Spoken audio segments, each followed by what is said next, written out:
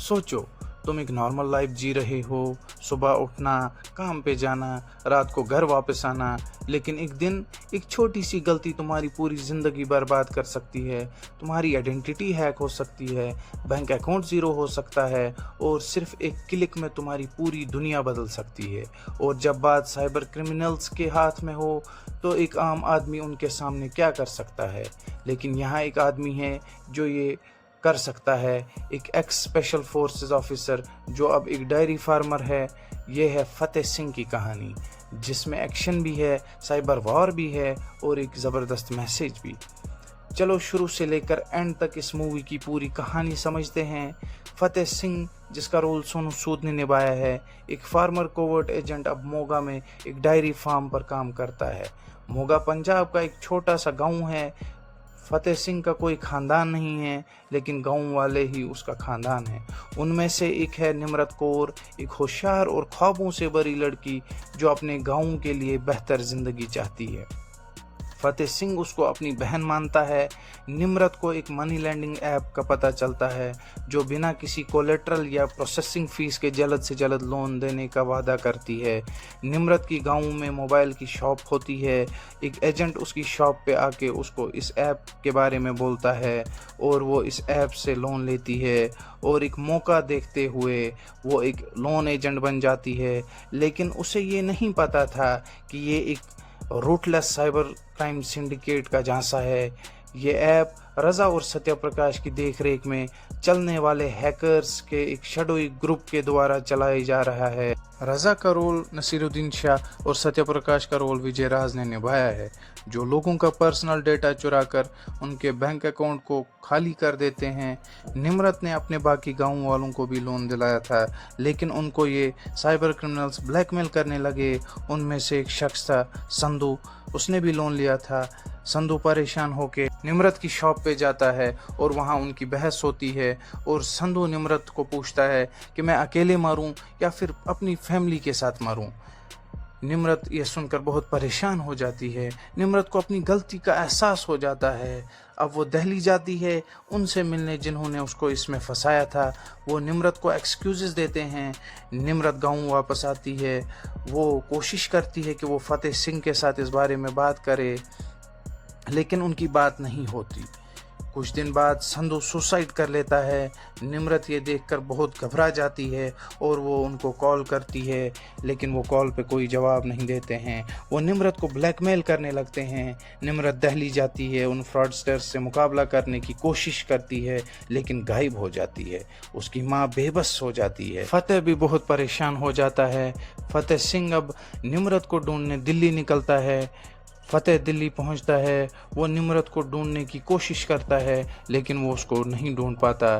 तब वो एक नंबर पर कॉल करता है जिस नंबर पर निम्रत भी कॉल कर चुकी थी। वो नंबर होता है खुशी शर्मा का। दोस्तों, खुशी शर्मा का रोल जैकलीन फर्नांडिस ने निभाया है। खुशी शर्मा फतेह को मिलने के लिए बुलाती है। खुशी शर्मा एक एथिकल हैकर होती है। जब फतेह उससे मिलता है तो उससे पता चलता है कि निम्रत का गायब होना एक खतरनाक हैकर ग्रुप से जुड़ा हुआ है। खुशी एक एथिकल हैकर जो इस सिंडिकेट को ट्रैक कर रही है। खुशी उससे बताती है कि हैकर्स उसके पीछे है क्योंकि उसने उनके डेटाबेस में घुसपैठ की थी। साथ मिलकर फतेह और खुशी एक अनोखी दोस्ती बनाते हैं जिसमें उनकी कम्बैट स्किल्स और टेक्निकल एक्सपर्टीज़ का कॉम्बिनेशन होता है। जब फतेह गहराई में जाता है तो वो निश्चित विश्वास, एक करप्ट पुलिस ऑफिसर, और सत्य प्रकाश, एक ताकतवर बिजनेसमैन के शामिल होने वाले करप्शन के जाल को समझ पाता है। लेकिन दोस्तों, इस ऑपरेशन का मास्टरमाइंड है रेज़ा, फतेह की ही इंटेलिजेंस एजेंसी का एक फॉर्मर एजेंट।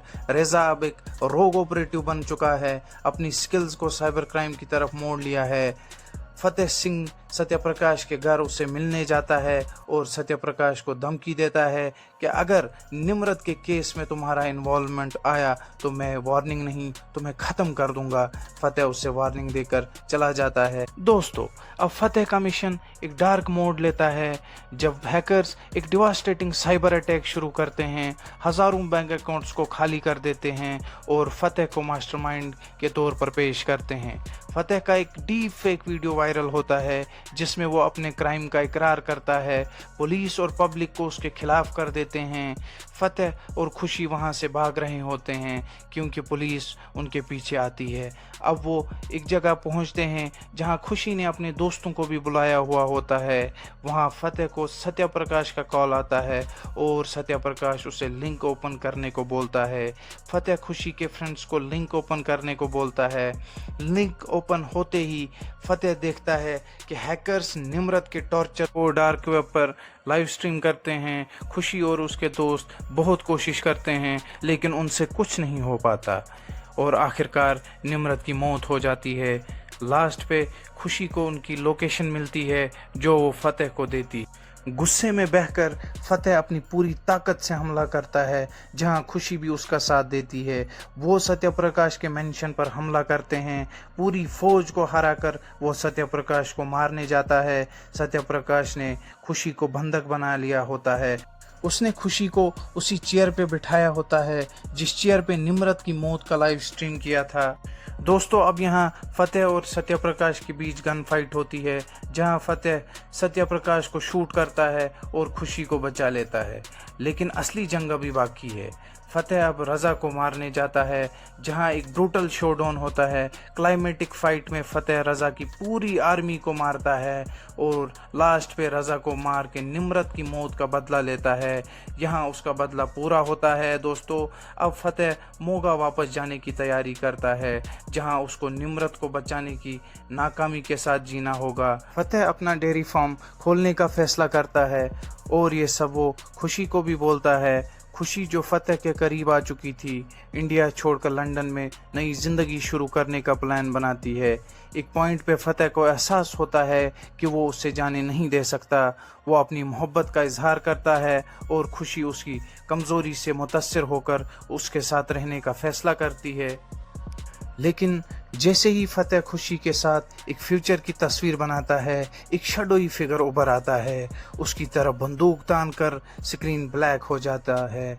ऑडियंस को एक क्लिफ हैंगर पर छोड़कर ये स्नाइपर वाला कौन है?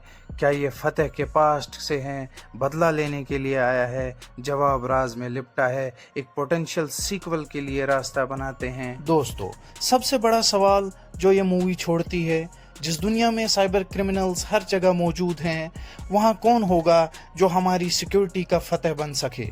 और अगर आपको ये एक्सप्लेनेशन पसंद आई तो वीडियो को लाइक, कमेंट और चैनल को सब्सक्राइब ज़रूर करना। और कमेंट में बताओ, अगर तुम साइबर क्राइम का शिकार हो जाओ तो क्या तुम भी फतेह की तरह लड़ सकते हो? मिलते हैं नेक्स्ट वीडियो में। शुक्रिया।